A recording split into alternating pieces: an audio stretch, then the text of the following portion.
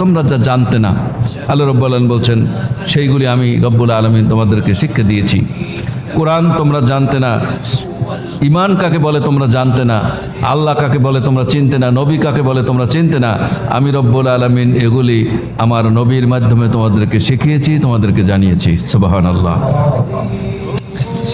এরপর তোমরা লিখতে পারতে না, আমি রব্বুল আলামিন তোমাদেরকে লেখা শিখিয়েছি, তোমাদের মনের ভাব প্রকাশ করতে শিখিয়েছি। আল্লাহ পাক বলছেন আমি আকাশ জমিনের মধ্যে যা কিছু সৃষ্টি করেছি সকলে আমি রব্বুল আলামিন আমার আইন মানে। কার আইন মানে? আল্লাহর আইন মানে। আল্লাহ বলেন আকাশকে করেছেন সমুন্নত, জ্ঞানীদের জন্য এটা একটা উপদেশ যে আমি রব্বুল আলামিন এই বিশাল বিস্তীর্ণ আকাশ তোমাদের মাথার উপরে সৃষ্টি করেছি। সুবহানাল্লাহ। বিশাল বিস্তীর্ণ আকাশ আমি রব্বুল আলামিন তোমাদের মাথার উপরে সৃষ্টি করেছি।